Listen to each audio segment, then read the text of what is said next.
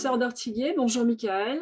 Donc, nous revenons sur Bonjour. les ondes de YouTube pour de nouvelles vidéos euh, qui vont plutôt avoir une tendance à instruire plutôt qu'à faire une analyse hebdomadaire de l'actualité qui, je sais, intéresse beaucoup de nos auditeurs, aimeraient avoir beaucoup de vidéos sur ce qui se passe en ce moment. Mais le professeur d'Ortiguier préférerait plutôt partager ses connaissances avec vous tous, vous expliquer l'histoire, vous raconter l'histoire pour enfin comprendre ce qui se passe en ce moment, car le passé, c'est aussi notre présent. Donc, Pierre va nous parler de la colonisation allemande qui a commencé en 1870 en Palestine par des Allemands souabes. Et il va vous raconter cette épopée à travers cette vidéo. Donc, je vous en remercie tous et je remercie le professeur d'Antiguet et Michael d'être avec moi. Je vous laisse la parole. Merci Mézi, merci Michael de votre présence et de votre soutien à tous deux.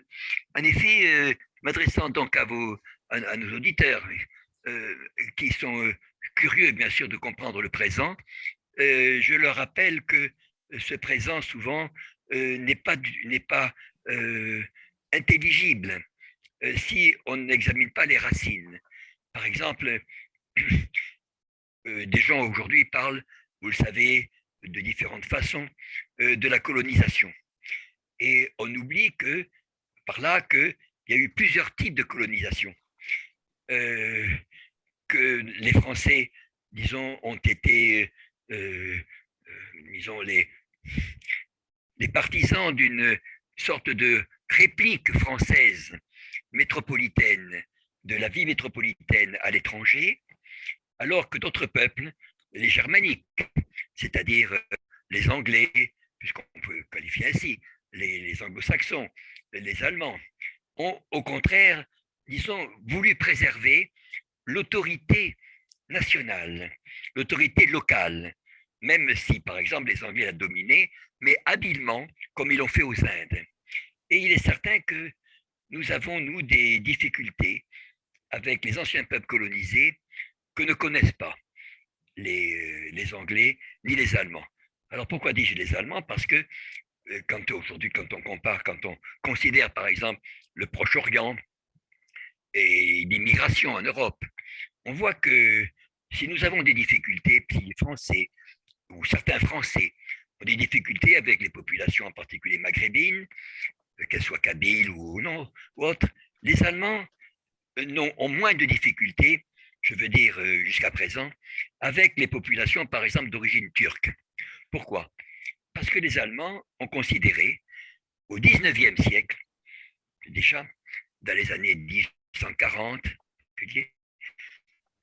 que l'Empire turc et l'autorité ottomane devaient être préservés selon un principe qui est un principe de philosophie. C'est comme professeur de philosophie que je vous parle là, et non pas, comme on dit, comme historien. Les Allemands ont ce principe qui est en Goethe. Mieux vaut une injustice qu'un désordre. Parce qu'une injustice, on en souffre, mais on peut la réparer. Voyez-vous? Tandis qu'un désordre fait que ce qui est une blessure va devenir une plaie, et finalement, le corps social entier sera incurable.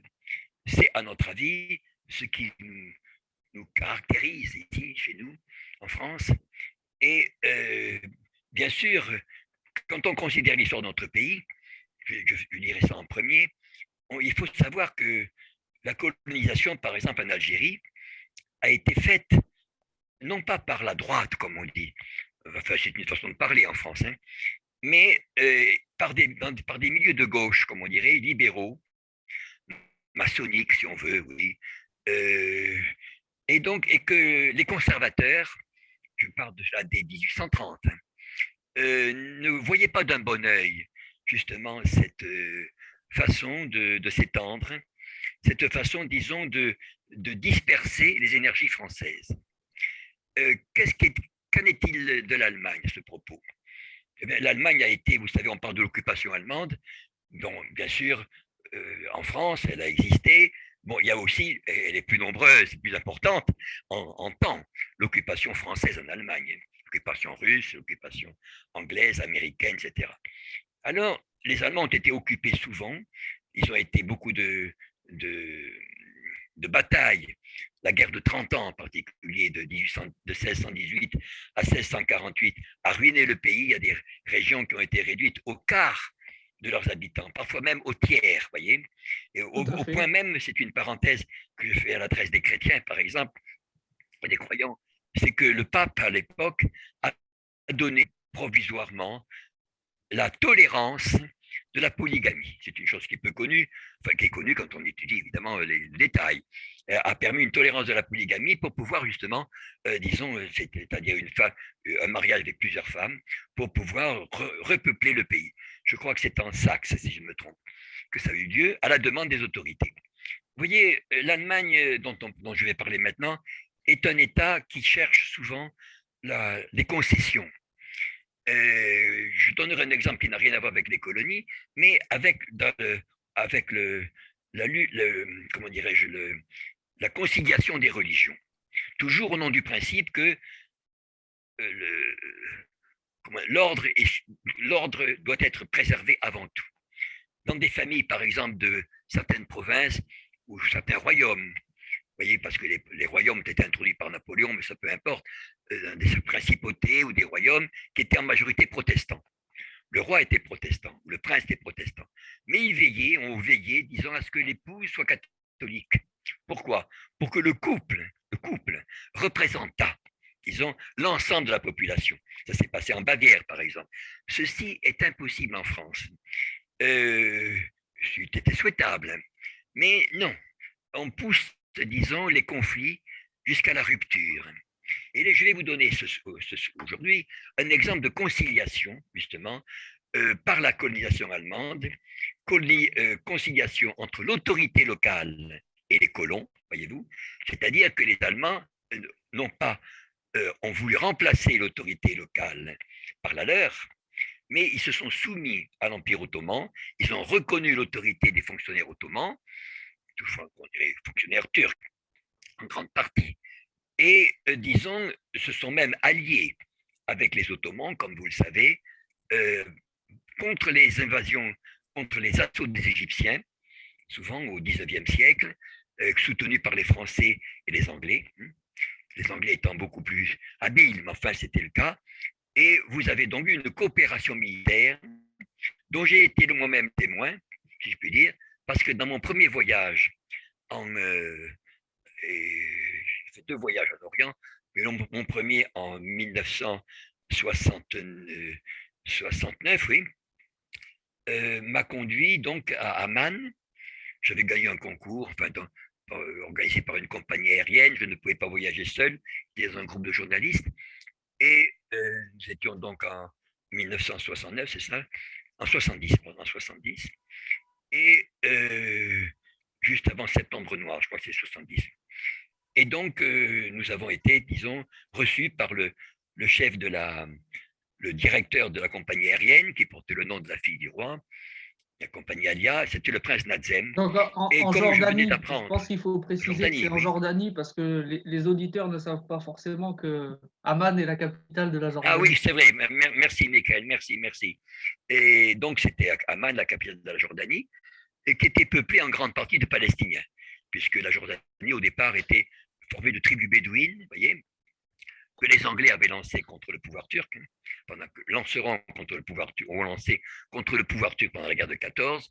Mais là, j'étais donc reçu par un prince qui s'appelait Nazem, qui avait un visage de lion, visage léonin, et qui m'a dit avoir combattu. J'ai parlé de ce que je savais sur déjà depuis quelques mois seulement, de la colonisation allemande. J'avais été informé de cela par une femme à Paris, dont le mari était à la fois agrégé d'allemand et de russe, qui habitait le 9e arrondissement, Madame Chenevard, Lieselotte Chenevard, Chevenard, pardon, qui avait été la préceptrice d'un de mes camarades de l'école des Chartes et qui avait d'excellentes notes en allemand. Et donc, Alfred Fierot, pour dire son nom, qui est très connu pour ses livres. Et donc, elle m'avait expliqué que son père était un colon allemand avait même montré une photo d'elle en 1935, par là, avec des nattes, vous voyez, et puis à côté, papa, et derrière papa, il y avait un hôtel. Elle me dit, ce sera l'hôtel King David, un hôtel où vous savez que le fameux Begin fera exploser avec des terroristes déguisés en arabes. Bien, pour mettre ça sur le compte des Arabes. Alors, tout c'est en effet beaucoup de biens qui ont été confisqués, bien sûr, par la guerre. Mais comme je connaissais cette histoire, je l'ai donc dite au prince turc, et il m'a dit qu'il avait combattu à Jérusalem, il avait défendu Jérusalem contre les Anglais, dirigés par le général Allenby, en 1917, il y avait des Français avec les Anglais, il y avait des Italiens aussi, un bataillon sioniste, je crois, et puis des troupes indiennes, des troupes coloniales aussi, des troupes algériennes, tout ça, qui ont donc pris d'assaut Jérusalem. Et il dit, nous avions pour nous défendre à côté des Allemands et surtout mes camarades et des Autrichiens. Et ceux que j'aimais le plus, qui étaient vraiment les très bons camarades, c'était les Hongrois. Vous voyez. Bien, quand je le dis aujourd'hui, on présente la Hongrie comme le rempart contre les Turcs, etc. À l'époque, les soldats magyars, donc les soldats hongrois, et les soldats turcs, évidemment, ont combattu. Et bien sûr, parmi les Allemands, il y avait des colons palestiniens. Et des colons palestiniens, et il y avait, je crois, une centaine d'aviateurs quand même allemands qui défendaient l'Empire turc. Alors, bien sûr, une fois après l'avoir quitté, j'ai rencontré Amman, mais dans une ville qui s'appelle Madaba, où vous avez une très belle mosaïque représentant Jérusalem. J'ai fait la connaissance d'une dame c'était la première chrétienne arabe que je connaissais, que je rencontrais. Et elle et son mari appartenaient à l'ordre des laïcs des franciscains, vous savez, ce qu'on appelle le tiers-ordre de Saint-François. Bon. Et sa fille passait le bachot, je me rappelle. Et alors elle m'a dit, je lui ai parlé des Allemands. Elle m'a dit, mais mon Dieu, elle s'est mise à pleurer presque, enfin, vous savez, avec l'émotion un peu orientale. Et elle me dit, mais oui, elle dit, j'ai été élevée, instruite par les sœurs de Haïfa, les sœurs autrichiennes et allemandes de Haïfa. Bon, alors elle joignait des mains, tout ça, et pour en parler. Et alors donc, j'ai été revenu ici, j'ai travaillé bien sûr la question à la Bibliothèque nationale, tout ça, et il se trouvait que j'ai lu, bien sûr, je ne suis jamais allé en Allemagne, mais je me suis intéressé donc à l'origine de ces colons. C'est une origine chrétienne.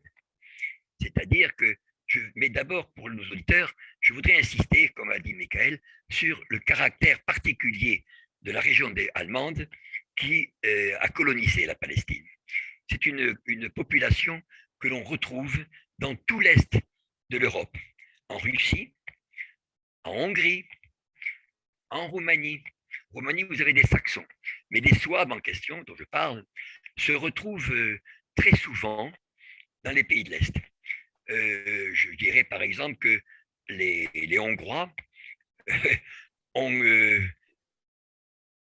su, à l'époque de la mère de Marie-Antoinette, Marie-Thérèse, l'impératrice Marie-Thérèse, au XVIIIe siècle, à peu près plusieurs centaines de milliers de Souabes.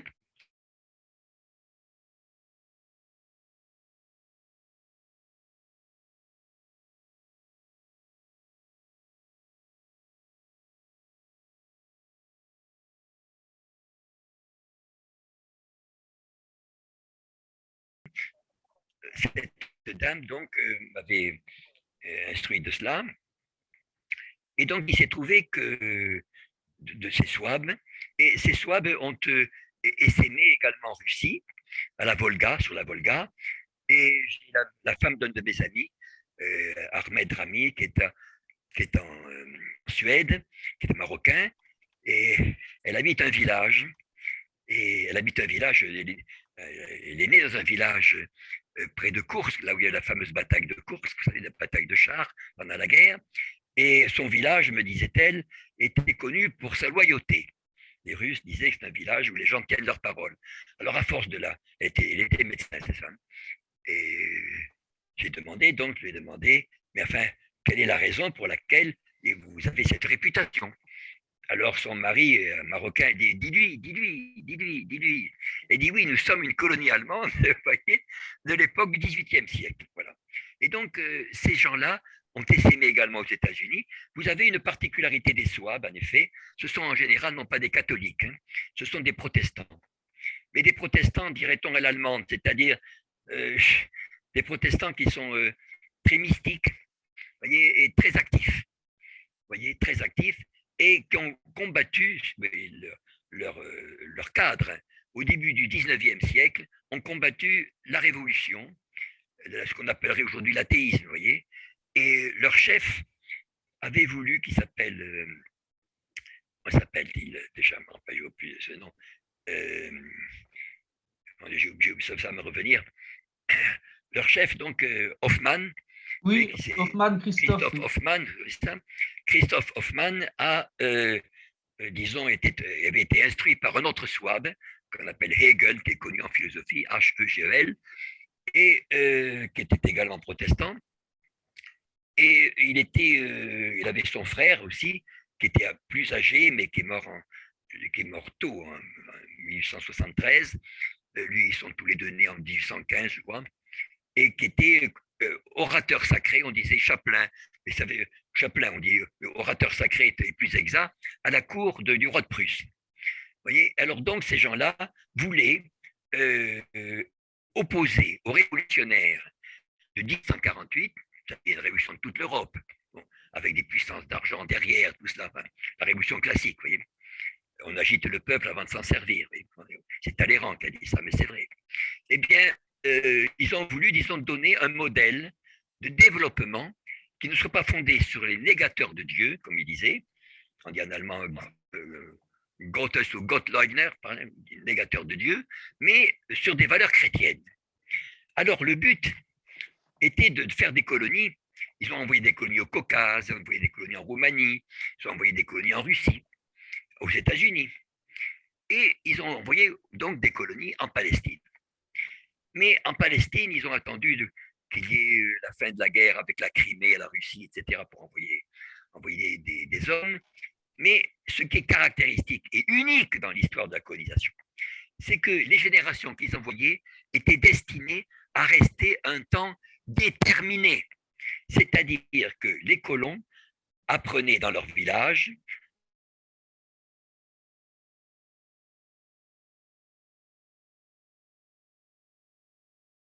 du allemand comme le bavarois.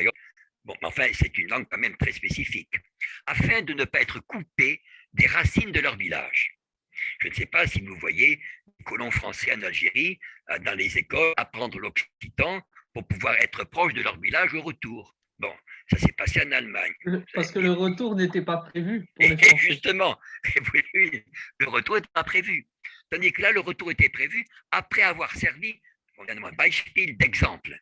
Voyez-vous, c'est une idée, disons, alors, qui allait si loin, très loin, parce que même les mariages, par exemple, les mariages étaient très rares, mixtes, je veux dire, avec la population arabe, n'étaient pas conseillés, voyez-vous. Bien. Alors, combien était-il en tout? Ils ont bien sûr fondé plusieurs villages, dont l'un qui était près de Tel Aviv, de ce qui deviendra Tel Aviv, Tel Aviv à l'époque, au 19e siècle, était la banlieue, je dis bien la banlieue de cette colonie allemande. Je crois que je me trompe, c'est la Sarona, qui portait le nom de la rose, ça veut dire la rose de Saron, voyez-vous. Oui, c'est ça. Et vous voyez, c'est de Sarona. Et donc, vous avez également la ville de Jaffa, qui a été aménagée par les Allemands, le port de Haïfa aussi. Vous avez aujourd'hui, il y a des auditeurs qui sont allés en Israël, je pense, qui en sont revenus, en fait. On revient de tout, vous savez, parce qu'il y a beaucoup de gens qui font l'aller-retour, comme on dit. Eh bien, ou des touristes. Vous avez par exemple un boulevard qui porte le nom de Ben Gourion. Je signale que Gourion, également, je m'excuse parce que je viens de le voir hier, signifie Georges. Bon, un vieux mot germanique qu'on dit être, évidemment, si les rabbins m'entendent, ils vont pousser des hauts cris, ils diront que c'est de l'hébreu. Non, c'est du vieil allemand, je vous le garantis. Bon, peu importe. Donc, comment dirais-je, il y avait ce boulevard Ben Gurion, vous voyez aujourd'hui, et est un boulevard qui a été créé par les Allemands, un boulevard très large. Je crois que c'est un Américain, un Germano-Américain qui l'a fait, avec des villas tout autour. Bien sûr, tous ces gens-là ont été, je vous raconterai comment ils ont été dépossédés en 1946, 45-46. Mais ils ont également, disons, dans l'espace de, mettons, d'une génération, jusqu'en, mettons, entre 1970 et 1930, par exemple, mais ça fait quand même deux générations, vous me direz, il n'y a eu de friction mortelle entre les indigènes et les Allemands que de 4 personnes. Alors, évidemment, comparer ce qui a pu se passer avec d'autres. Bien. Donc, voyez-vous, ça prouve qu'il y avait une bonne conduite de la part des Allemands et surtout un caractère exemplaire. C'est ça, surtout, qui a beaucoup frappé les fellahs, les fellahs qu'on appelle les fellahs, les paysans arabes, et la population turque. Vous aviez des Turcs, vous avez des Arméniens, vous avez disons, ils ont aussi créé, les Allemands à ce moment-là, la première école d'agriculture, à laquelle ils avaient comme élèves beaucoup de juifs qui venaient d'Odessa, par bateau.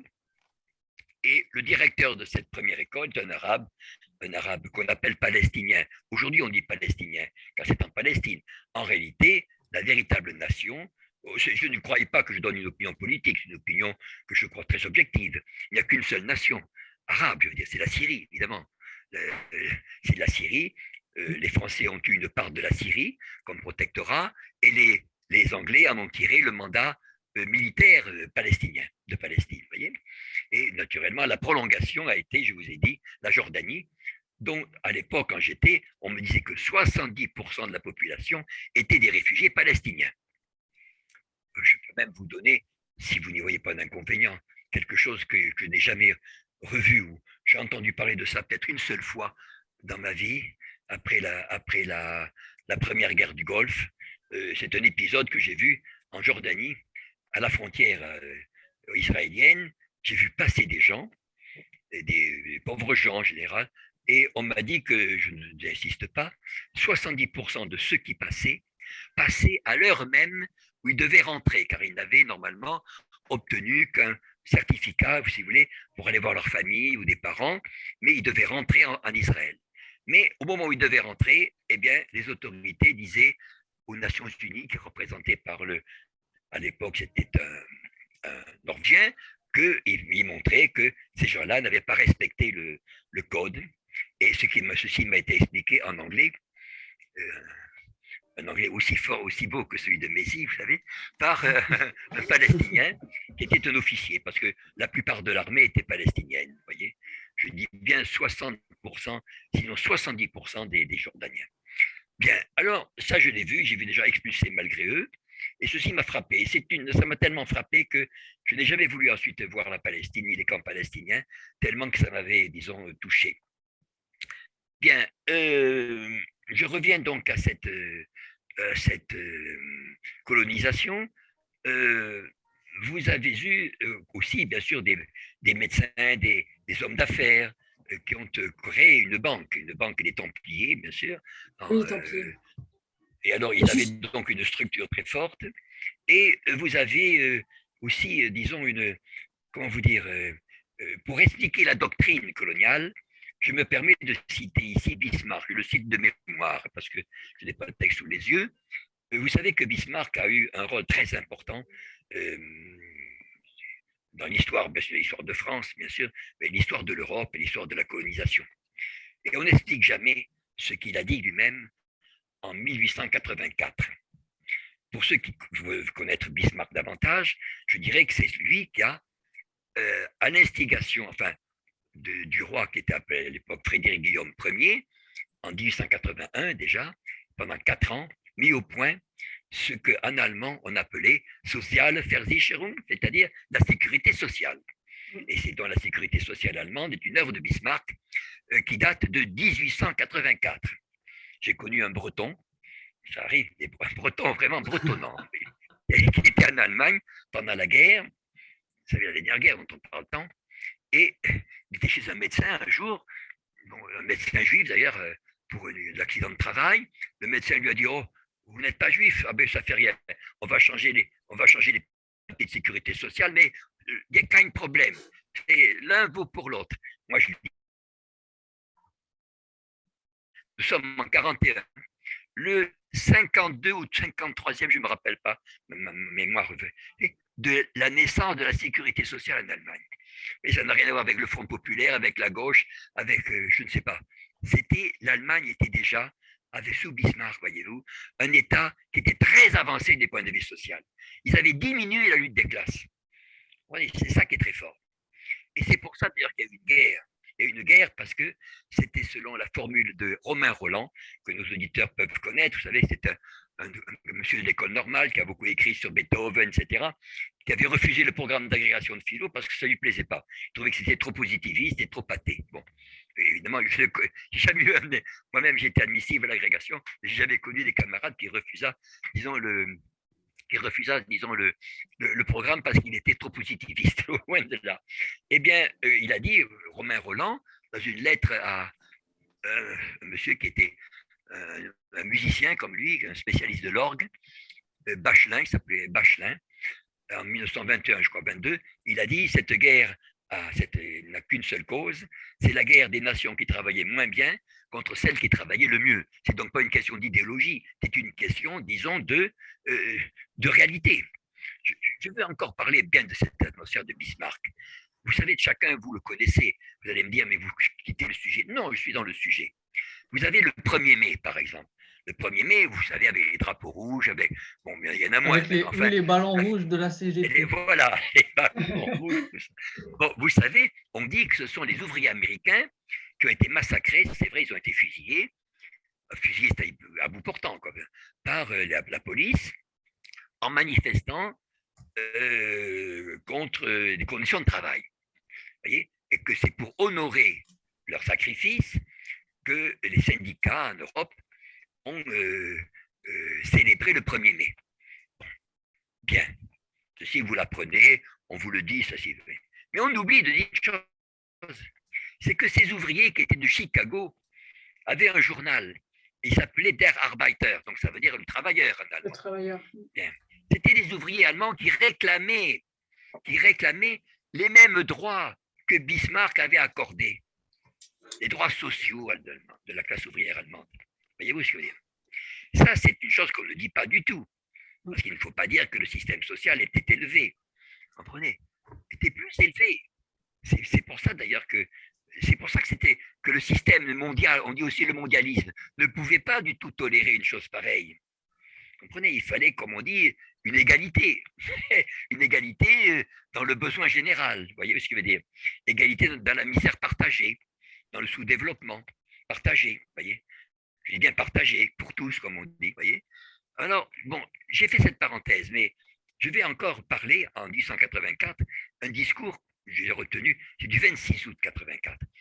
Bismarck est devant la diète, on appelle la diète DUTE, le Reichstag, c'est-à-dire le jour de l'Assemblée. Il dit ceci, nous ne prendrons en substance, nous ne suivrons pas un modèle colonial qu'on peut dire le système à la française. Nous ne déplacerons pas les fonctionnaires pour occuper un pays. Nous ne ôterons pas, enlever quoi, l'autorité locale, indigène, l'autorité locale. Nous la respecterons. Nous n'introduirons pas l'armée. Vous vous rendez compte dans ces pays. Bien. Est-ce qu'ils ont suivi est-ce qu'ils ont suivi après le même conseil? Je ne crois pas. Mais il l'a dit. Il a dit, nous, notre système sera un peu à l'anglaise, c'est-à-dire nous aurons des contrats avec des marchands, mais on fera des contrats avec l'autorité existante. Et ceci, en Algérie, par exemple, quand nous avons occupé l'Algérie en 1830, je ne vous raconte pas les détails, les causes, mais nous avons eu quelques années après une résistance d'ailleurs qui était forte de la part des populations turques locales, en particulier à Constantine.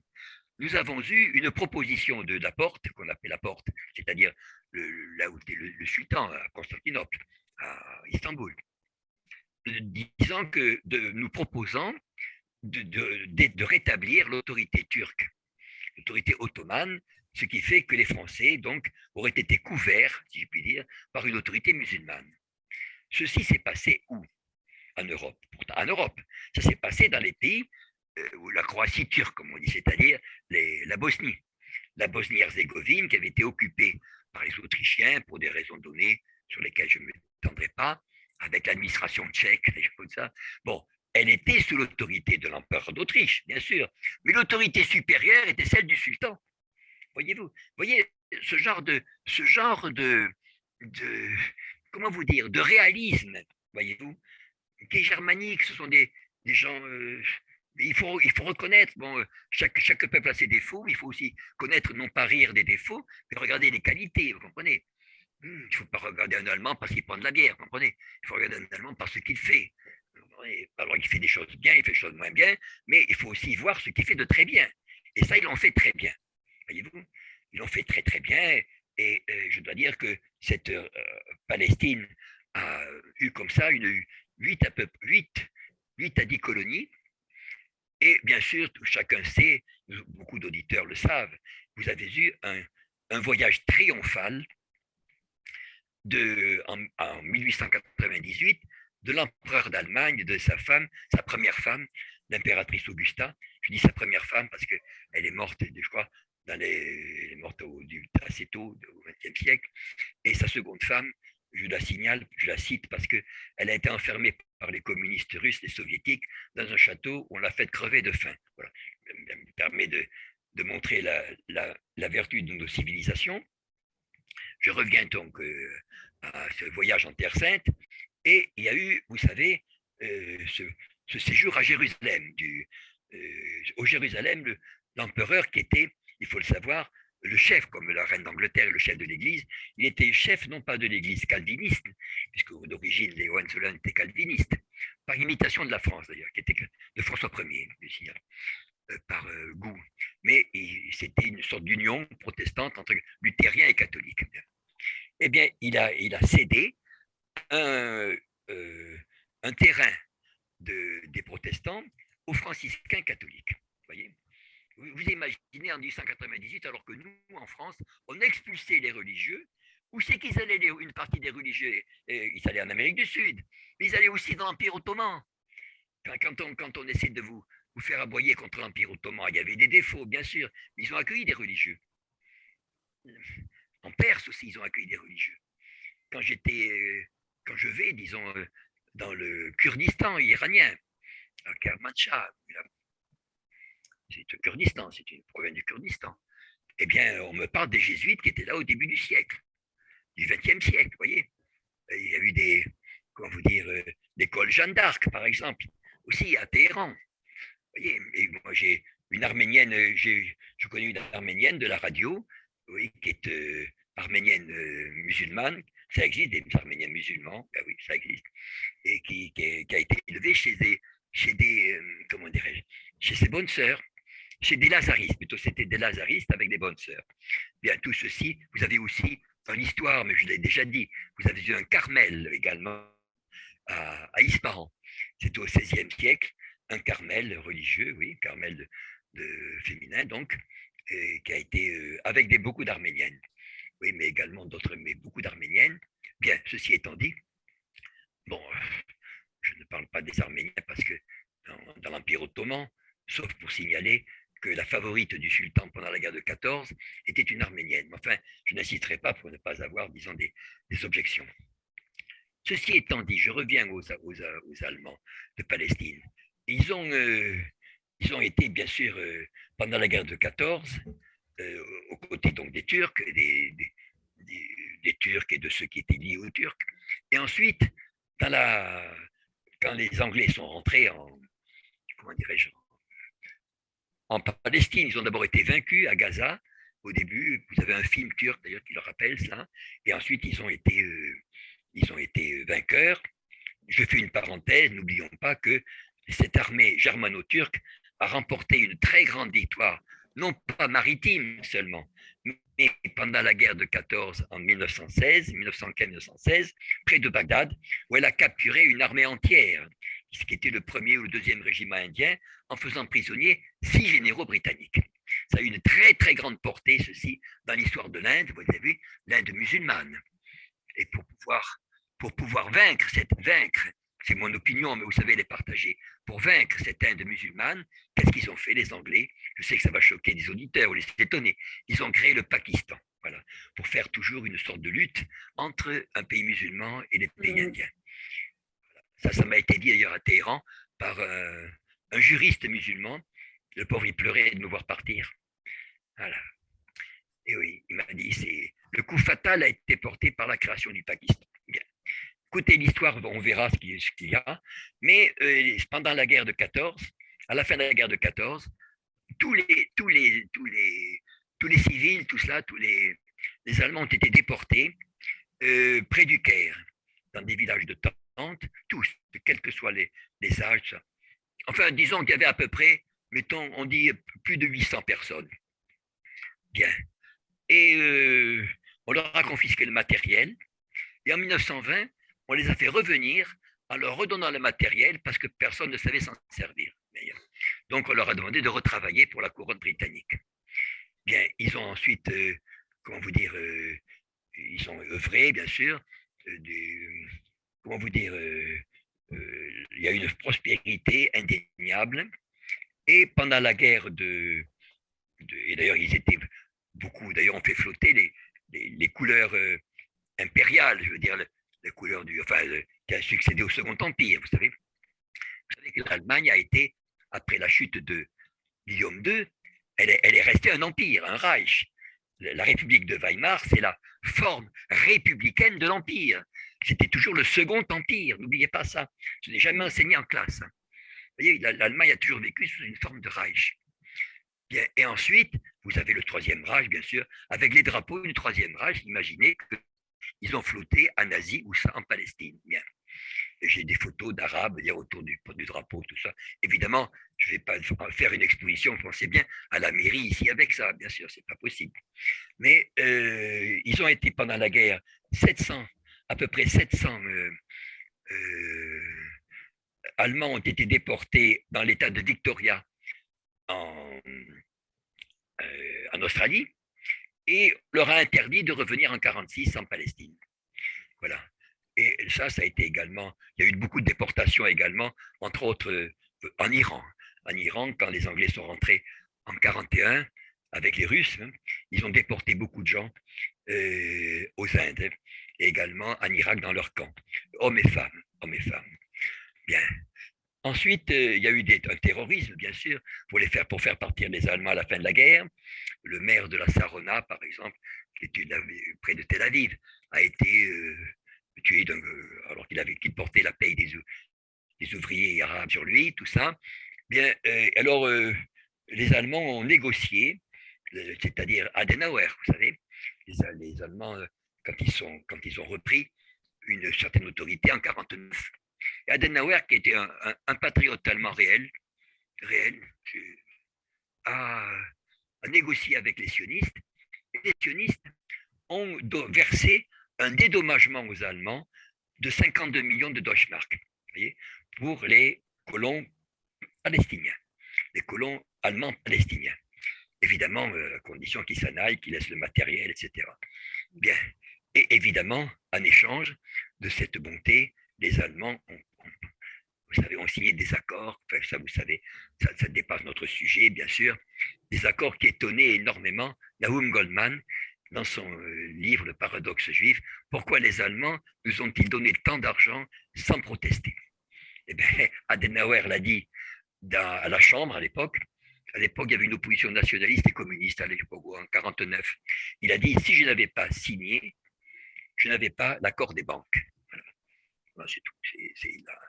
Alors, bien sûr, les Allemands se montrent en soi très discrets. Ils ne parlent pas beaucoup de ce qu'ils ont fait. Mais enfin, ils en parlent encore, bien sûr. Ils ont de très beaux livres là-dessus. Mais ils sont disciplinés. Vous savez, ils ne crient pas. Je vois des photos avec, évidemment, ces magnifiques villas, tout ça, avec ces locomotives, avec ces canaux. Ils avaient creusé beaucoup de canaux aussi. Et après la guerre, bien sûr, les Allemands ont donné beaucoup de choses. En particulier, le système d'irrigation en Israël actuel est entièrement allemand. Bon, vous avez l'armement aussi, vous savez, enfin, l'armement avec les sous-marins non atomiques, comme on dit, sous-marins qui sont armés. Les Allemands construisent un sous-marin et les sionistes, enfin les Israéliens, car ils ont le droit de toucher à l'atome, l'Allemand, bien sûr, étant considéré comme impur, ne touche pas à l'atome, et on arme atomiquement ces sous-marins qui sont très dangereux, bien sûr, et évidemment ne sont pas là pour faire un jeu aquatique, bien sûr. Tout J'ai ceci une se question. terminera par un conflit, à mon avis, est terrible, terrible. Et il faut prier que ce conflit soit rapide. Non pas qu'il n'existe pas, que ce conflit soit rapide et qu'il y ait des survivants, disons, qui soient capables de tirer les leçons du passé. C'est pour ça, d'ailleurs, que je vous ai Pierre. parlé de cette colonisation, vous voyez. Oui, Pierre, Alors, justement, Pierre, j'ai juste une petite question par rapport à ce que vous dites. Est-ce que justement, le fait de faire partir les Allemands à ce moment-là, l'idée était quand même de créer une colonisation sioniste? Est-ce que l'idée n'était pas non plus de complètement partir de ce territoire? Parce que, bon, au début du XXe siècle, je crois que c'était Warburg qui dirigeait la commission d'exploration de la Palestine. Et à ce oui, moment-là, je pense qu'ils avaient quand même d'autres objectifs qui étaient comme une colonisation sioniste, mais purement sioniste. oui, en effet, mais cette colonisation purement sioniste, elle était d'ailleurs dirigée, je précise, j'ai lu ça dans les papiers des colons, dans les publications des colons, elle venait de trois régions mondiales, vous savez. Elle venait Oui. de l'Europe centrale, l'Europe polonaise, tout cela, on appelle les Ashkénazes. Elle venait évidemment de, comment vous dire, des séfarades, bien sûr, Oui. et également d'un troisième lieu qu'il ne faut pas sous-estimer, du Yémen. Du Yémen. Mhm. Et ça, parce qu'on parle souvent de la population juive du Yémen venue après la guerre. Non, non, elle est venue, on voit, elle est dénombrée dans les statistiques au 19e siècle. Bon. Alors, vous aviez bien sûr beaucoup, Odessa, par exemple, était un lieu d'émigration. Et les colons que j'ai ici, le colon que je lis là, nommé Zayt, enfin un saxon, mais parce que vous n'avez pas que des Souabes, il y avait également des Saxons, etc., qui s'étaient liés avec les Templiers. Et, et il y avait aussi, n'oubliez pas, beaucoup d'établissements catholiques, d'autres établissements protestants, hein, comme l'orphelinat, par exemple, de Jérusalem et autres. Mhm. Je fais une parenthèse avant de vous répondre. En 1939, tous les Allemands, y compris les protestants, les catholiques, les bonnes sœurs, tout le monde a été enfermé dans un camp derrière les barbelés, voyez-vous, et resté comme ça jusqu'à la fin de la guerre. Bon, je le sais par une publication catholique que j'ai de la guerre, du début de la guerre, catholique vraiment, et qui donne les noms et les visages, enfin, de ces gens-là. Voyez-vous, alors bien sûr, vous avez des maladies à l'intérieur du camp, tout ça. Et ça a été donc, il y a eu disons, l'attitude anglaise a été impitoyable. Et je vous dis aussi, enfin, ça, je reviendrai peut-être plus tard sur les questions de dépossession des terres.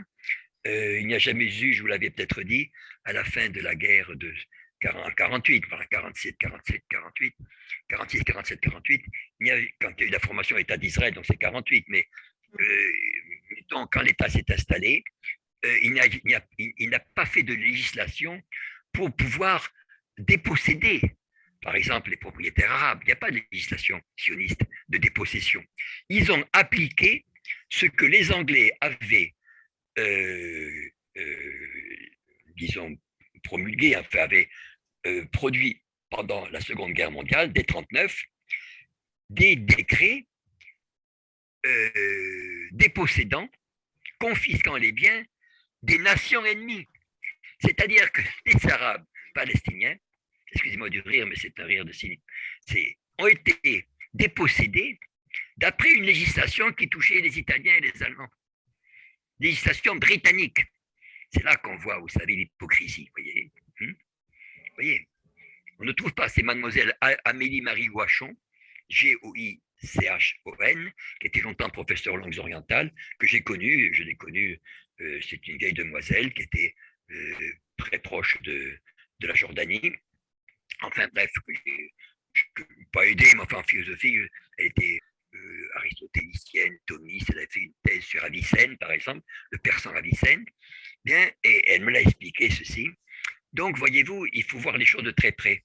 Vous parlez de cette colonisation sioniste, c'était très virulente, il y avait des villages qui se formaient, bien sûr, et, mais cela dès avant la guerre de 14. Hein. Et vous avez bien sûr la fameuse déclaration Balfour, qui a été, vous savez, vous connaissez cette déclaration, vous savez, je ne crois pas qu'elle soit très connue, en particulier des milieux arabes. Ici, je vois une fille que je connais, enfin, je la connais depuis 20 ans. Je connais sa famille, je connais les enfants, elle a fait un mariage mixte. Elle ignorait la déclaration Balfour, quoi qu'elle fût, quoi qu'elle soit, disons, licenciée d'arabe. Enfin bon, elle ne savait pas que ça existait. La déclaration Balfour, c'est une déclaration, vous savez, qui a été faite, et je peux en témoigner, car j'ai vu le document de chez Sotheby à Londres. Vous savez, Sotheby, c'est la grande maison où on vend les documents. Hein, oui. Eh bien, c'est une lettre qui n'a pas été rédigée par Balfour, lequel était un familier de la maison de Wagner, de Bayreuth, vous savez. Non, c'est un familier de Bayreuth. Non, non, c'est une lettre qu'on lui a envoyée, qui a été rédigée sur un bord de table. C'est cette lettre-là qui était vendue chez Sotheby à l'époque, vous voyez, dont on m'a envoyé justement par la poste un descriptif. Et c'est donc une lettre que, disons, Lord Rothschild s'est envoyé à lui-même, vous voyez, donc, évidemment, avec ça, vous dites ce que vous voulez, et qui a promis, bien sûr, l'entrée en guerre des États-Unis contre l'Allemagne, qui quand même, n'oubliez pas, en 1918, quand même, mon père a été fait prisonnier à ce moment-là, en juin 18, je crois, si je me trompe, a été quand même à 50 km de Paris, c'était à Château-Thierry, là, au pays de La Fontaine, notre cher fabuliste, vous voyez, tout ça, il faut le savoir. Une Allemagne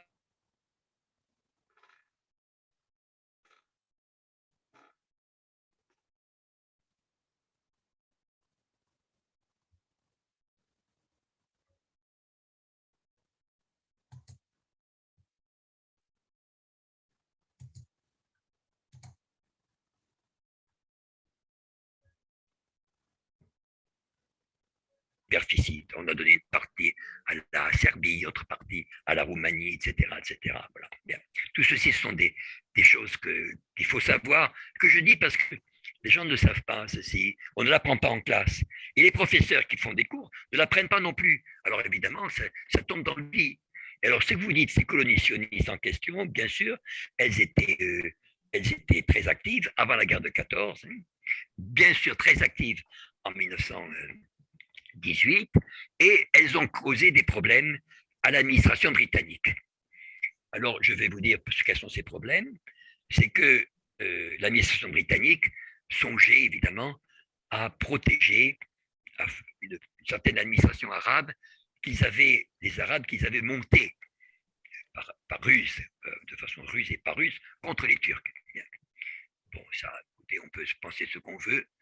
Moi, je ne suis pas plus pro-turc, mais enfin, je reconnais que l'Empire ottoman a été un facteur de civilisation quand même en Orient. Bon, et que, bien sûr, on peut se plaindre, il y a des massacres, mais nous, avec la Révolution française, je ne vois pas en quoi on devient un professeur pour dénoncer les massacres des autres.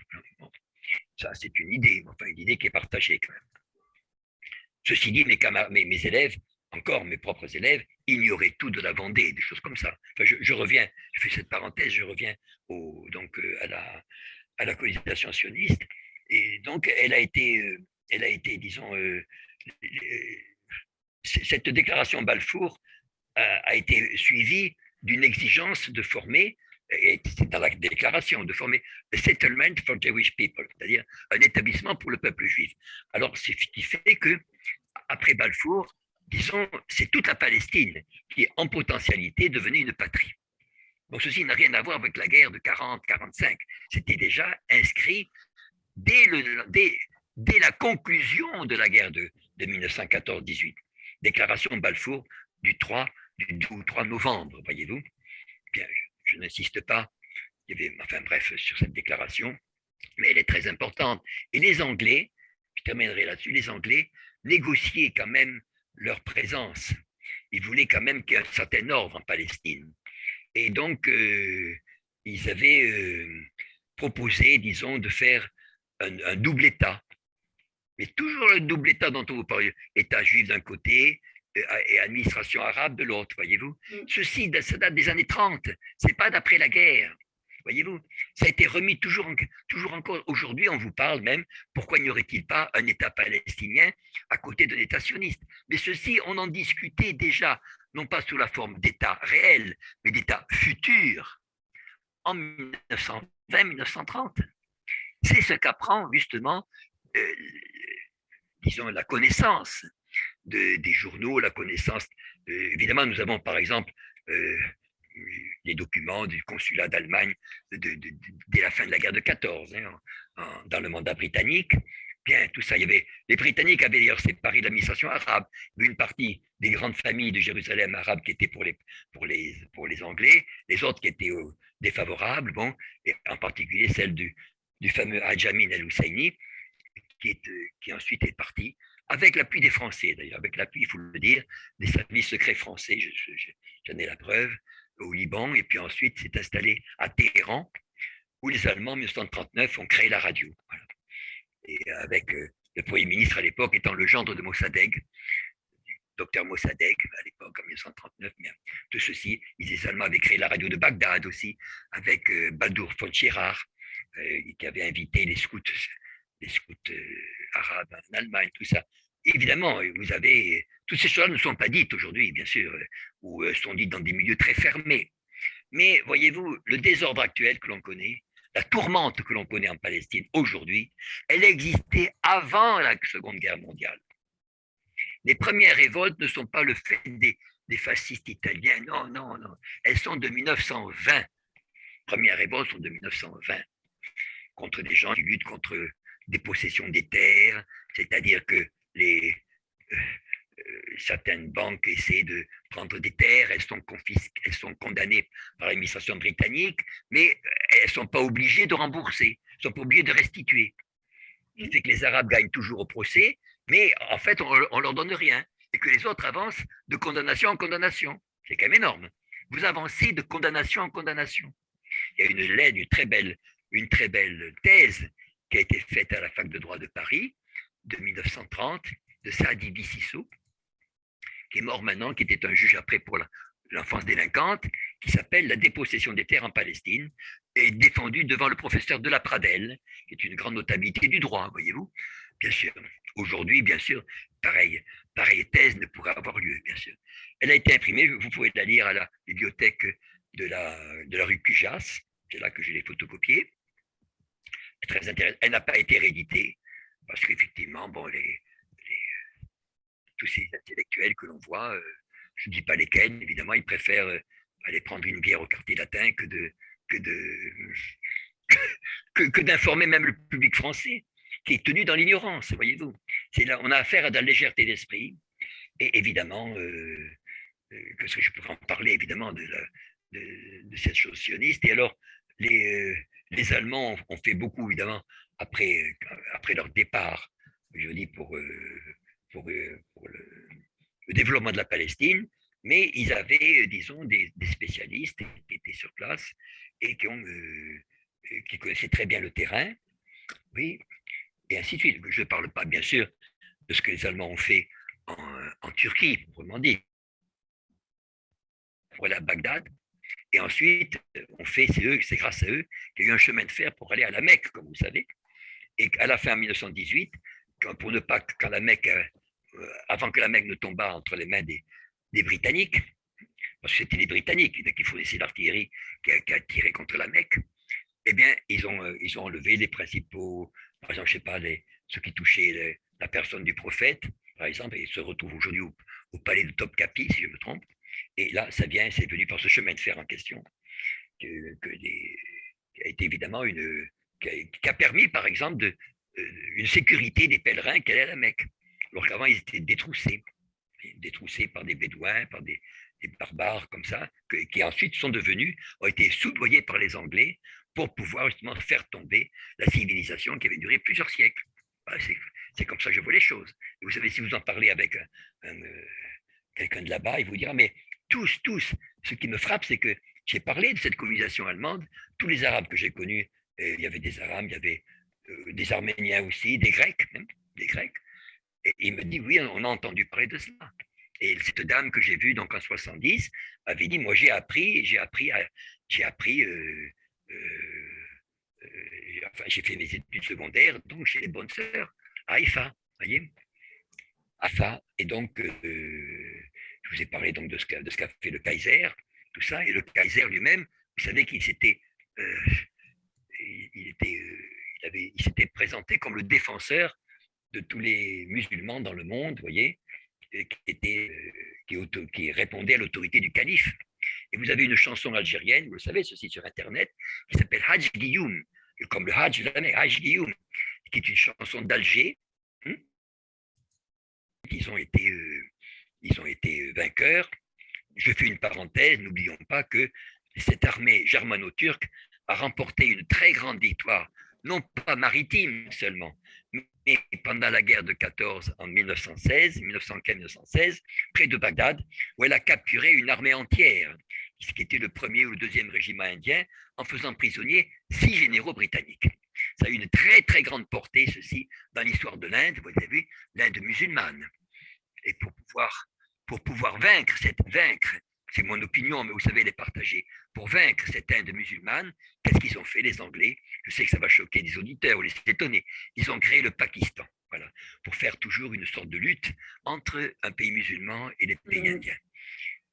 Ça m'a été dit d'ailleurs à Téhéran par un juriste musulman. Le pauvre, il pleurait de me voir partir.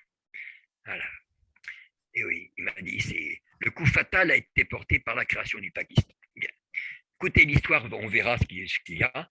Mais pendant la guerre de 14, à la fin de la guerre de 14, tous les civils, tout cela, les Allemands ont été déportés près du Caire, dans des villages de tentes, tous, quels que soient les âges.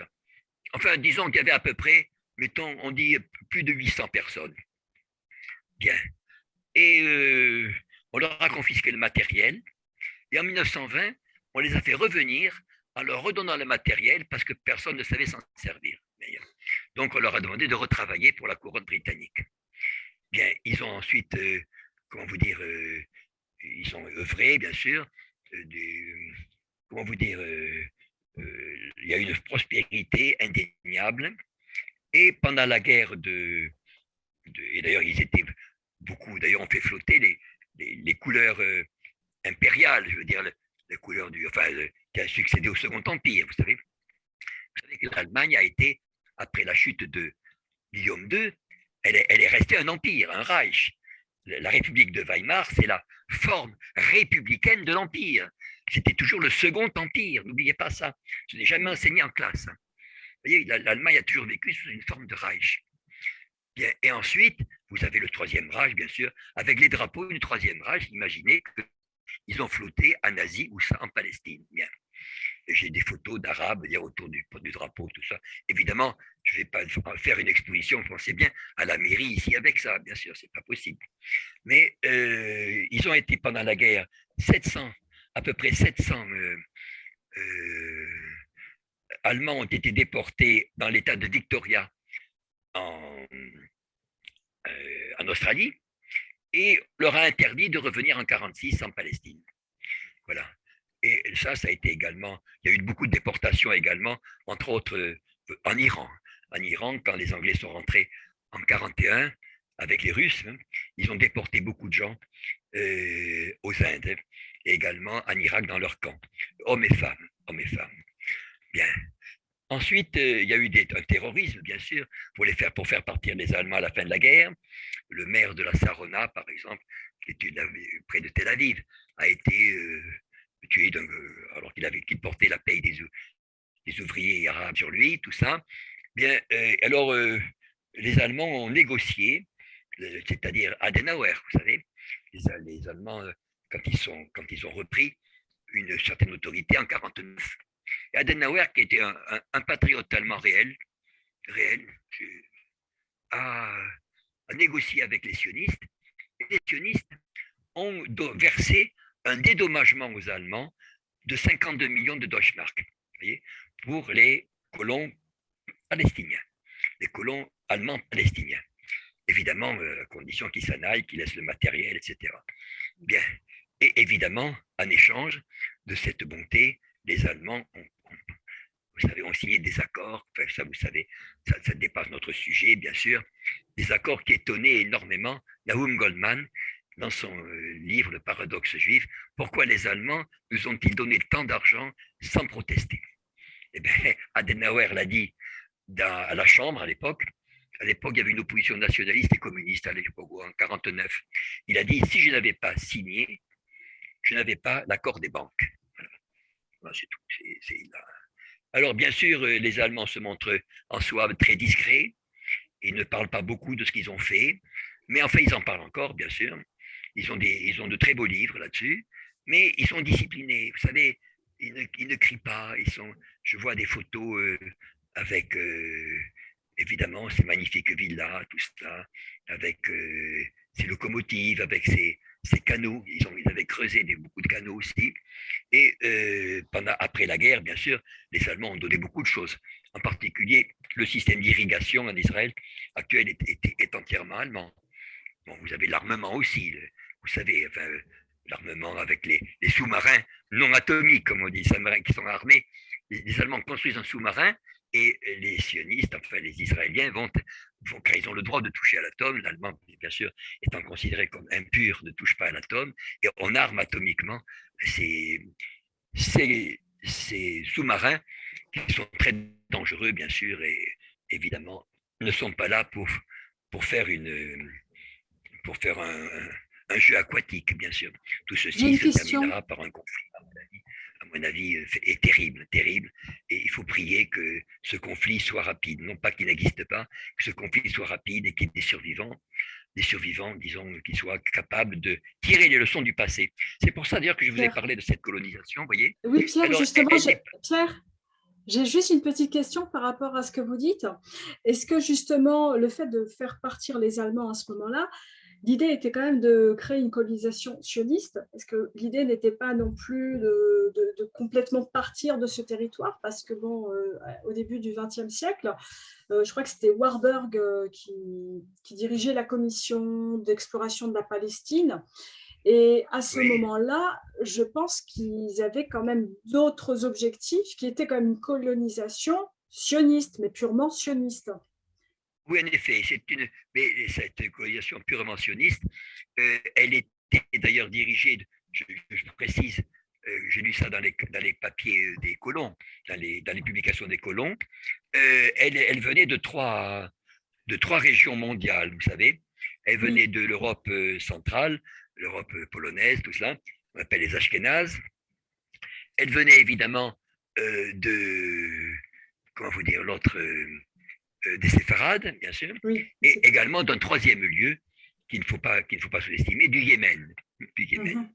Et ça, parce qu'on parle souvent de la population juive du Yémen venue après la guerre. Non, non, elle est venue, elle est dénombrée dans les statistiques au 19e siècle. Bon. Alors, vous aviez bien sûr beaucoup, Odessa, par exemple, était un lieu d'émigration. Et les colons que j'ai ici, le colon que je lis là, nommé Zaipt, enfin un saxon, mais parce que vous n'avez pas que des Souabes, il y avait également des Saxons, etc., qui s'étaient liés avec les Templiers. Et il y avait aussi, n'oubliez pas, beaucoup d'établissements catholiques, d'autres établissements protestants, hein, comme l'orphelinat, par exemple, de Jérusalem et autres. Je fais une parenthèse avant de vous répondre. En 1939, tous les Allemands, y compris les protestants, les catholiques, les bonnes sœurs, tout le monde a été enfermé dans un camp derrière les barbelés, voyez-vous, et est resté comme ça jusqu'à la fin de la guerre. Bon, je le sais par une publication catholique que j'ai de la guerre, du début de la guerre, catholique vraiment, et qui donne les noms et les visages, enfin, de ces gens-là. Voyez-vous, alors bien sûr, vous avez des maladies à l'intérieur du camp, tout ça. Et ça a été donc, il y a eu disons, l'attitude anglaise a été impitoyable. Et je vous dis aussi, enfin ça, je reviendrai peut-être plus tard sur les questions de dépossession des terres. Il n'y a jamais eu, je vous l'avais peut-être dit, à la fin de la guerre de 48, voilà, 47, 47, 48, 46, 47, 48, quand il y a eu la formation État d'Israël, donc c'est 48, mais donc, quand l'État s'est installé, il n'a pas fait de législation pour pouvoir déposséder, par exemple, les propriétaires arabes. Il n'y a pas de législation sioniste de dépossession.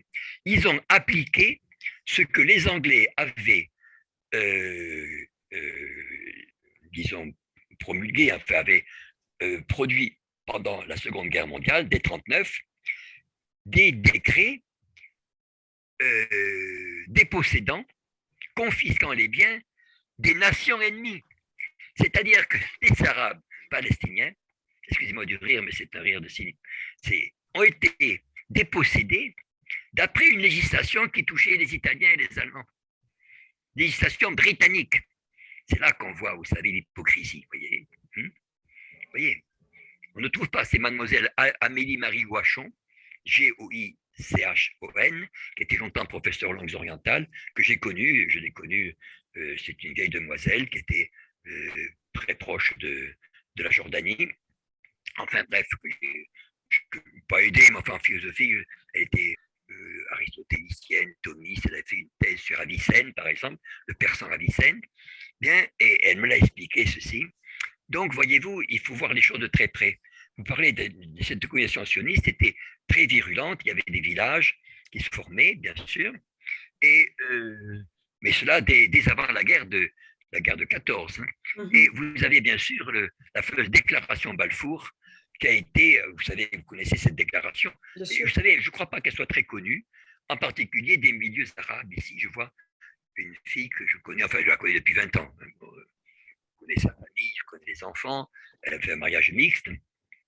Elle ignorait la déclaration Balfour, quoi qu'elle fût, quoi qu'elle soit, disons, licenciée d'arabe. Enfin bon, elle ne savait pas que ça existait. La déclaration Balfour, c'est une déclaration, vous savez, qui a été faite, et je peux en témoigner, car j'ai vu le document de chez Sotheby à Londres. Vous savez, Sotheby, c'est la grande maison où on vend les documents. Hein, eh bien, c'est une lettre qui n'a pas été rédigée par Balfour, lequel était un familier de la maison de Wagner, de Bayreuth, vous savez. Non, c'est un familier de Bayreuth. Non, non, c'est une lettre qu'on lui a envoyée, qui a été rédigée sur un bord de table. C'est cette lettre-là qui était vendue chez Sotheby à l'époque, vous voyez, dont on m'a envoyé justement par la poste un descriptif. Et c'est donc une lettre que, disons, Lord Rothschild s'est envoyé à lui-même, vous voyez, donc, évidemment, avec ça, vous dites ce que vous voulez, et qui a promis, bien sûr, l'entrée en guerre des États-Unis contre l'Allemagne, qui quand même, n'oubliez pas, en 1918, quand même, mon père a été fait prisonnier à ce moment-là, en juin 18, je crois, si je me trompe, a été quand même à 50 km de Paris, c'était à Château-Thierry, là, au pays de La Fontaine, notre cher fabuliste, vous voyez, tout ça, il faut le savoir. Une Allemagne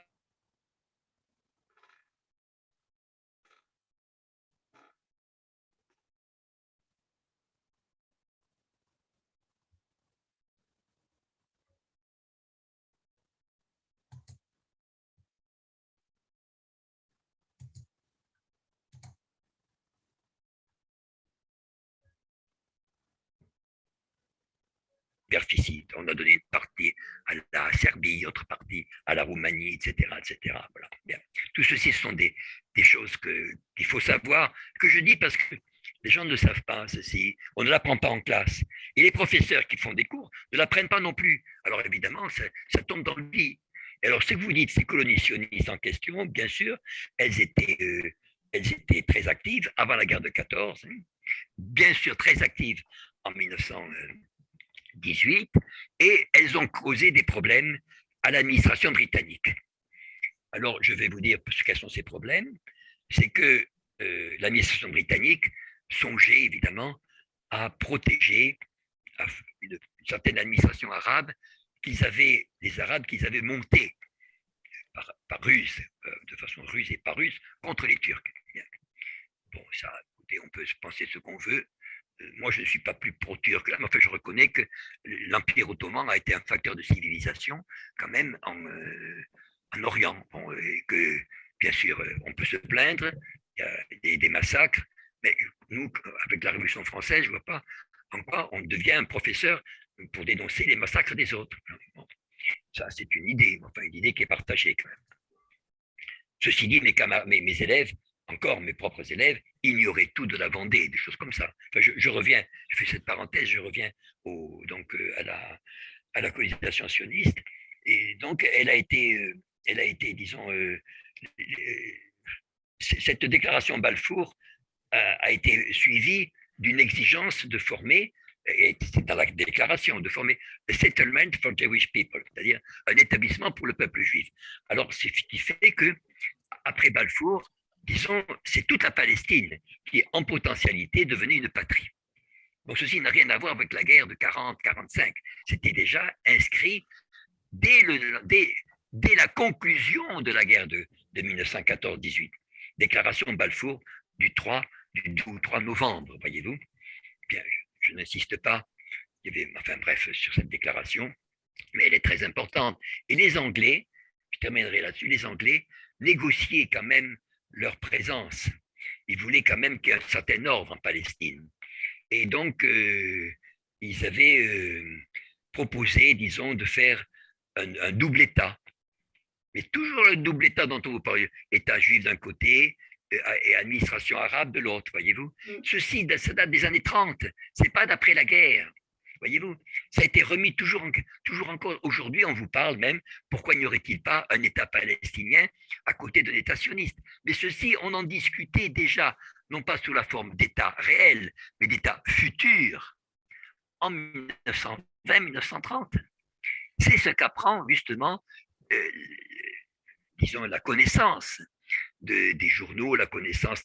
Évidemment, nous avons par exemple les documents du consulat d'Allemagne dès la fin de la guerre de 14, dans le mandat britannique. Bien, tout ça, les Britanniques avaient d'ailleurs séparé l'administration arabe. Une partie des grandes familles de Jérusalem arabes qui étaient pour les Anglais, les autres qui étaient défavorables, bon, et en particulier celle du fameux Hajj Amin al-Husseini, qui ensuite est parti, avec l'appui des Français d'ailleurs, avec l'appui, il faut le dire, des services secrets français, j'en ai la preuve, au Liban, et puis ensuite s'est installé à Téhéran, où les Allemands, en 1939, ont créé la radio. Voilà. Et avec le Premier ministre à l'époque étant le gendre de Mossadegh, du docteur Mossadegh, à l'époque, en 1939. Mais de ceci, les Allemands avaient créé la radio de Bagdad aussi, avec Baldur von Schirach, qui avait invité les scouts arabes en Allemagne, tout ça. Évidemment, vous avez toutes ces choses ne sont pas dites aujourd'hui, bien sûr, ou sont dites dans des milieux très fermés. Mais voyez-vous, le désordre actuel que l'on connaît, la tourmente que l'on connaît en Palestine aujourd'hui, elle existait avant la Seconde Guerre mondiale. Les premières révoltes ne sont pas le fait des fascistes italiens, non, non, non. Elles sont de 1920. Les premières révoltes sont de 1920, contre des gens qui luttent contre des possessions des terres, c'est-à-dire que certaines banques essaient de prendre des terres, elles sont condamnées par l'administration britannique, mais elles ne sont pas obligées de rembourser, elles ne sont pas obligées de restituer. Ce qui fait que les Arabes gagnent toujours au procès, mais en fait, on ne leur donne rien, et que les autres avancent de condamnation en condamnation. C'est quand même énorme. Vous avancez de condamnation en condamnation. Il y a une très belle thèse qui a été faite à la fac de droit de Paris, de 1930, de Saadi Bississou, qui est mort maintenant, qui était un juge après pour l'enfance délinquante, qui s'appelle La dépossession des terres en Palestine, et défendue devant le professeur de la Pradelle, qui est une grande notabilité du droit, voyez-vous. Bien sûr, aujourd'hui, bien sûr, pareille thèse ne pourrait avoir lieu, bien sûr. Elle a été imprimée, vous pouvez la lire à la bibliothèque de la rue Cujas, c'est là que je l'ai photocopiée. Très intéressante. Elle n'a pas été rééditée, parce qu'effectivement, bon, tous ces intellectuels que l'on voit, je ne dis pas lesquels, évidemment, ils préfèrent aller prendre une bière au quartier latin que d'informer même le public français, qui est tenu dans l'ignorance, voyez-vous. Là, on a affaire à de la légèreté d'esprit, et évidemment, que je pourrais en parler, évidemment, de cette chose sioniste. Et alors, les Allemands ont fait beaucoup, évidemment, après leur départ, je dis, pour le développement de la Palestine, mais ils avaient, disons, des spécialistes qui étaient sur place et qui connaissaient très bien le terrain, oui, et ainsi de suite. Je ne parle pas, bien sûr, de ce que les Allemands ont fait en Turquie, proprement dit, pour aller à Bagdad. Et ensuite, c'est grâce à eux qu'il y a eu un chemin de fer pour aller à la Mecque, comme vous savez. Et à la fin 1918, pour ne pas quand la Mecque, avant que la Mecque ne tombât entre les mains des Britanniques, parce que c'était les Britanniques qui fournissaient l'artillerie qui a tiré contre la Mecque, eh bien, ils ont enlevé les principaux, par exemple, je ne sais pas, ceux qui touchaient la personne du prophète, par exemple, et ils se retrouvent aujourd'hui au palais de Topkapi, si je me trompe. Et là, c'est venu par ce chemin de fer en question, qui a été évidemment qui a permis, par exemple, une sécurité des pèlerins qui allaient à la Mecque. Alors qu'avant, ils étaient détroussés par des Bédouins, par des barbares comme ça, qui ensuite ont été soudoyés par les Anglais pour pouvoir justement faire tomber la civilisation qui avait duré plusieurs siècles. Voilà, c'est comme ça que je vois les choses. Et vous savez, si vous en parlez avec quelqu'un de là-bas, il vous dira, mais tous, ce qui me frappe, c'est que j'ai parlé de cette colonisation allemande, tous les Arabes que j'ai connus, il y avait des Arabes, il y avait des Arméniens aussi, des Grecs même, des Grecs, et il me dit, oui, on a entendu parler de cela. Et cette dame que j'ai vue donc en 70 avait dit, moi j'ai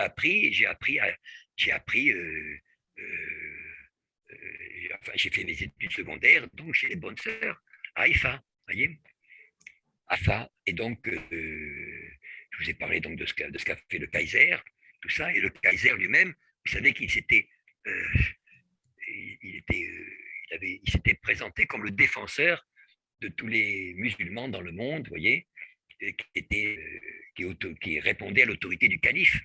Et vous avez une chanson algérienne, vous le savez, ceci sur Internet, qui s'appelle Hajj Guillaume, comme le Hajj de la mer, Hajj Guillaume. Hajj, alors on le crie H-A-J, c'est le Guillaume comme G-I, G-U-I, L-O-U-M, oui, et montre justement la popularité de cette Allemagne impériale, donc de Guillaume II, au début du siècle, et puis au début de la guerre de 14. Écoutez, professeur Dortiguier, c'est une vidéo très, très intéressante. J'ai beaucoup adoré ce sujet.